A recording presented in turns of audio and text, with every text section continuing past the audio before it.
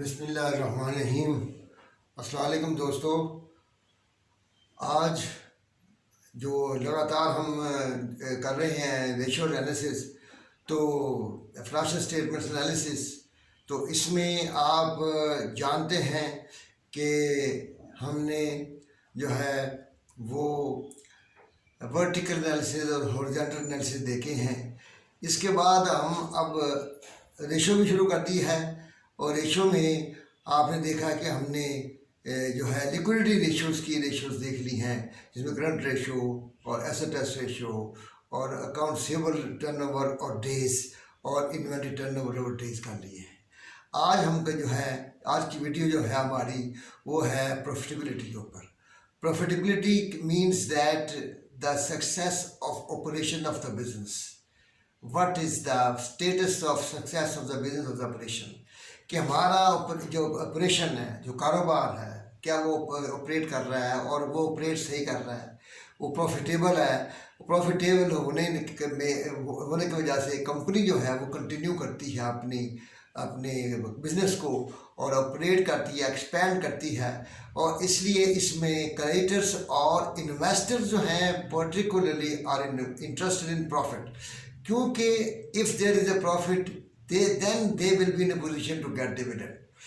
Profit का ज़्यादा होने से कम होने से शेयर होल्डर को कुछ नहीं मिलता जब तक वो इतना ना हो, कैश अवेलेबिलिटी ना हो, और भी चीज़ें हैं, लेकिन profit is the main thing. अगर प्रॉफिट है तो वो उसको मिलेगा। जैसा कि आप जानते हैं प्रॉफिट की कई किस्में हैं। एक होता है ग्रॉस प्रॉफिट, जो कि कॉस्ट ऑफ गुड्स सोल्ड और sales minus cost of goods sold से निकलता है। उसके बाद होता है ऑपरेटिंग प्रॉफिट। ऑपरेटिंग प्रॉफिट निकलता है, ग्रॉस प्रॉफिट जब निकलता है उसमें से आप माइनस करते हैं ऑपरेटिंग एक्सपेंसेस, यानी कि सेलिंग एंड एडमिन एक्सपेंसेस निकालते हैं। तो ये आता है ऑपरेटिंग इन प्रॉफिट। इसके बाद आप अदर इनकम और अदर इंटरेस्ट वगैरह माइनस करते हैं तो आता है प्रॉफिट बिफोर टैक्स, और टैक्स निकालते हैं प्रॉफिट आफ्टर टैक्स। इन रेशियोज़ में हम इन्हीं चीज़ों को कंपेयर करेंगे। एक चीज़ जो होगी वो होगी फ्रॉम इनकम स्टेटमेंट और दूसरी होगी बैलेंस शीट से। जो बैलेंस शीट से चीज़ लेंगे उसको हम एवरेज करेंगे। एवरेज का मतलब है opening balance plus ending balance divided by 2, ताकि हमें, क्योंकि जो प्रॉफिट है वो साल के एंड का है, तो हम चाहते हैं एक बेहतर रेशो में मिले। एवरेज से हमें बेहतर रेशो मिलती है। तो सबसे पहले प्रॉफिटेबिलिटी देखने के लिए हम देखते हैं ग्रॉस प्रॉफिट रेशो क्या है। ग्रॉस प्रॉफिट रेशो तो वो हम कैसे निकालते हैं कि gross profit ratio is equal to GP oblique sales and net sales into 100। ये जो है ये बताता है कि हमारा जो असल कारोबार है, जो उससे डायरेक्ट जो एक्सपेंसेस हैं वो रेवेन्यू कितना कवर कर रहा है, कितना हमने उससे प्रॉफिट हो रहा है।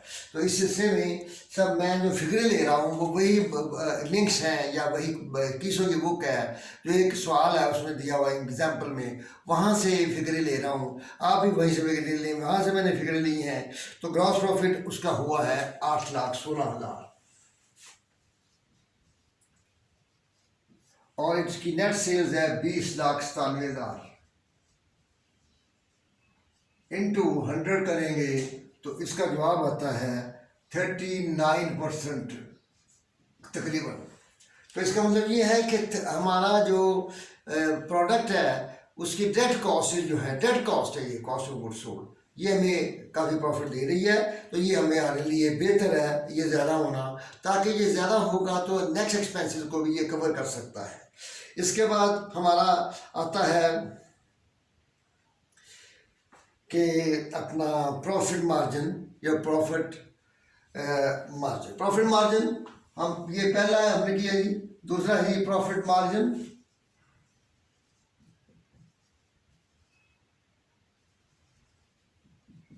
वो कहते हैं जी आप profit after tax oblique net sales into 100। तो इसका मतलब ये है कि हमारे पास जो सवाल है उसका प्रॉफिट है 2,63,800, ये वो फिगरें हैं। नेट सेल उसकी 20,97,000 है। तो इंटू 100 करेंगे तो उसका जवाब आता है 12.6%। इसका मतलब ये है कि 39% आपका प्रॉफिट हुआ है, एक्सपेंसेस मज़ीद आए हैं, तो उनके आने से अब हमारा प्रॉफिट मार्जिन जो है एंड टैक्स निकाल के सारा कुछ 13% तकरीबन हमें ये प्रॉफिट हो रहा है। तो इस तरीके से हमें प्रॉफिटेबिलिटी एनालिसिस में ये पता चलता है। उसके बाद हम देखते हैं कि हमें रिटर्न क्या होता है। दे याद रखें, हमारे पास जो इन्वेस्टमेंट होती है वो शेयर होल्डर्स की इक्विटी होती है, उसके अलावा हम लॉन्ग टर्म डेट्स लेते हैं, तो इसका मतलब है कि उसे डेट इक्विटी भी कहते हैं। तो जो डेट हम लेते हैं वो प्लस हम अपना जो पैसा इन्वेस्ट करते हैं शेयर होल्डर, उनको मिला के जब काम करते हैं तो उसको कहते हैं कैपिटल एम्प्लॉयड। अब हम करेंगे रिटर्न ऑन कैपिटल एम्प्लॉयड। क्या कहते हैं? Return on capital employed. Capital employed क्या होता है? इसका फॉर्मूला है EBIT oblique average capital employed. याद रखें एक बात कि जो भी फिगर हम लेंगे बैलेंस शीट से उसको एवरेज करेंगे, opening plus ending divide by 2। तो यहाँ पे EBIT का मतलब है earning before interest and tax, यानी कि ऑपरेटिंग प्रॉफिट। तो ऑपरेटिंग प्रॉफिट इस सवाल में जो हुआ है वो है 4 लाख। उससे पहले हम ये देखिए कैपिटल एम्प्लॉयड क्या होता है। Capital employed is equal to, होता क्या है? Capital employed is equal to total assets minus current liabilities. इसे कहते हैं capital employed, total assets minus current liabilities. तो इस सवाल में हमने जो हमें है हमारे पास इसका EBIT प्रॉफिट जो है वो 4,59,000 है। और उसके बाद हमने 2013 का जो क्या कहते हैं हमारे पास कैपिटल है एम्प्लॉयड है वो निकाला हमने, वो है 10,03,000। 2012 का है 7,95,000। ये बनता है जी 17,98,000।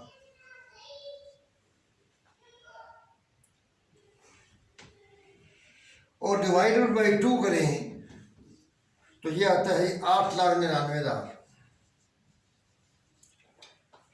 तो इसका मतलब ये है कि हमें जो 2,63,800 हमारा कैपिटल एम्प्लॉयड जो है वो है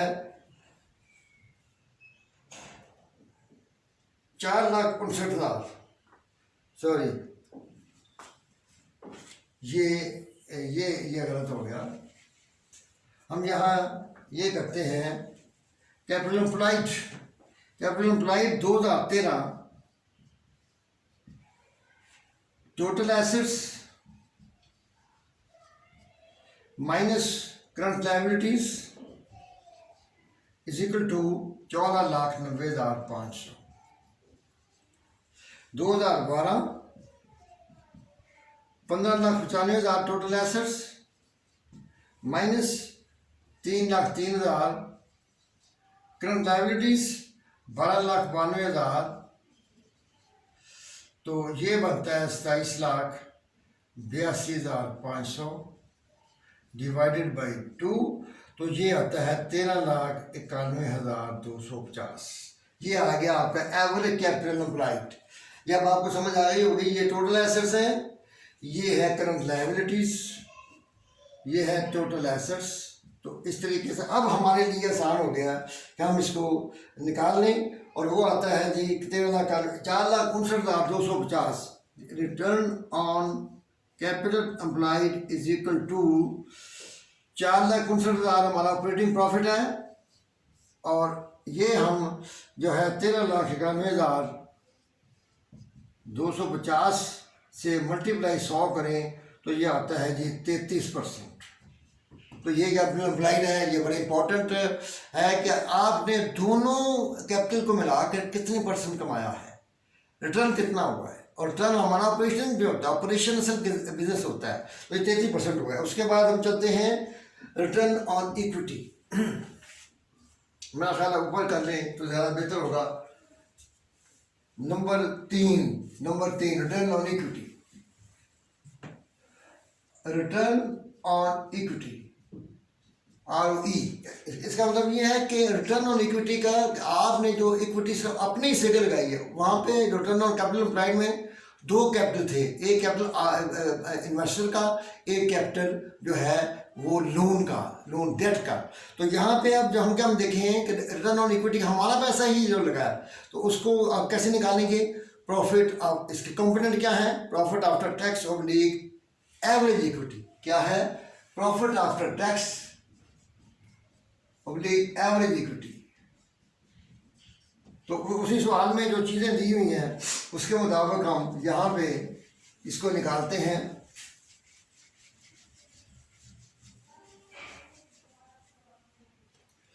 दो 2013 की जो इक्विटी है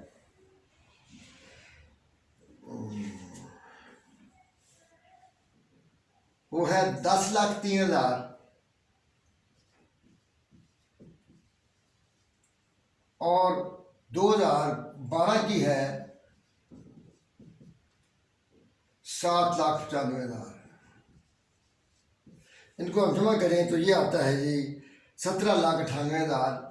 जमा मैंने पहले कर लिया है और तकसीम 2 करें तो 8,99,000 आता है। ये जब आ जाता है तो हमारे लिए एवरेज लिक्विडिटी है। तो इसका मतलब ये है प्रॉफिट आफ्टर टैक्स हमारा है 2 लाख। अब इसके ऊपर हम जो ये फॉर्मूला ये है 2,63,800 divide by 8,99,000 into 100 is equal to 29.34%। इसका मतलब ये है कि आप जब आपने उसी को ये निकाला है अपना तो 29.33% आया, 34% आया। ये उससे थोड़ा सा कम है, तो कम ही होना चाहिए क्योंकि इसमें आपकी इन्वेस्टमेंट जो है सब आपकी है। इसके बाद आती है EPS, earning per share. Earning per share का मतलब ये है कि what each share earn from the operation, from the business, कितना पैसा कमाया है हर शेयर ने, what is the profit of each share. तो ये निकालने के लिए हमें क्या करना पड़ता है कि हम ये प्रॉफिट, इसका फॉर्मूला क्या है? Profit after tax plus preferred dividend divided by average number of shares. अब हम हर शेयर को बताना चाहते हैं, तो हमारे पास चूँकि यहाँ पे जो है वो 2,63,800 प्रॉफिट आफ्टर टैक्स है, -0 प्रेफर्ड डिविडेंड है, और हमारे शेयर जो हैं वो हैं 2,15,95,000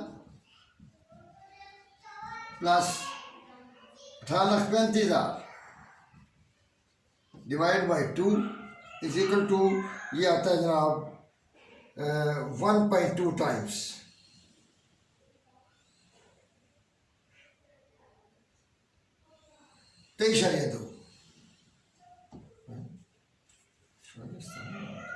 कहाँ पे है? 97। हमने ये क्या 2,63,800 डिवाइड बाई फिगरिंग गलत लिखी हुई यहाँ से 2,70,000 plus 2,75,400 divide by 2 is equal to 0.97 per share. इसका मतलब है आपने एक शेयर पे तकरीबन 97 पैसे कमाए हैं।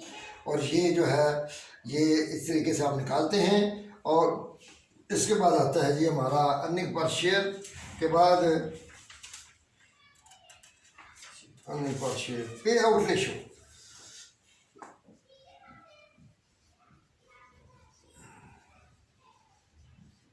आपने कितना परसेंट प्रॉफिट का डिविडेंड के तौर पे पे कर दे? What part of profit is, how much percentage of profit is distributed as a cash dividend to the share holders. वो हमने कितने परसेंट दिया है, और वो है आपका, ये देख लेंगे आपने, इसका फार्मूला क्या होगा? Dividend divide by total profit after tax, यानी कि आपने क्या कमाया है और आपने क्या दिया है उनको। तो आपका जो डिविडेंड है वो 61,200 है सवाल के मुताबिक, और वो जो अपना प्रॉफिट है वो 2,23,800 है इंटू 100, तो आपकी रेशो आती है 23,002। 23.2% of the profit has been distributed to the shareholder as dividend. तो पी आर रेशियो ये हमने निकाली है। अब एसेट टर्नओवर है, इसके बाद एसेट टर्नओवर, ये इसमें हम कहते हैं सेल्स और एवरेज टोटल एसेट्स। हम इसमें देखना क्या चाहते हैं कि हमारे एसेट्स बढ़ रहे हैं तो इसका सेल पे क्या असर पड़ता है। What is the relation whether the investment in asset is given any increase in sale or not। अगर ये इंक्रीज सेल नहीं कर रहा तो ये कहाँ इन्वेस्ट हो रहा है, या ऑफिस में हो रहा है या प्लांट पे हो रहा है, कहाँ पे हो रहा है। तो इसलिए इसको देखना पड़ता है कि हमारी सेल है 20,97,000 जैसे कि आपको पता ही है, और उसके बाद हमारा जो एवरेज एसेट्स हैं वो बनते हैं 15,95,000 प्लस 18,35,000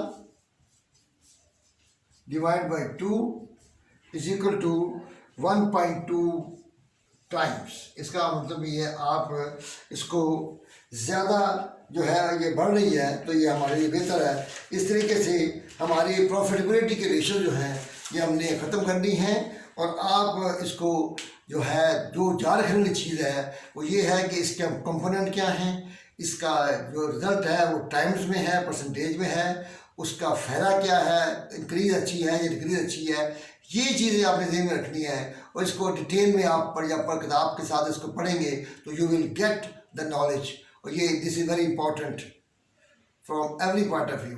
तो इसलिए मैं उम्मीद रखता हूँ कि आप इसके रिवाइज करेंगे और कोशिश करें कि वीडियो को पूरा देखें, पूरा वॉच करें।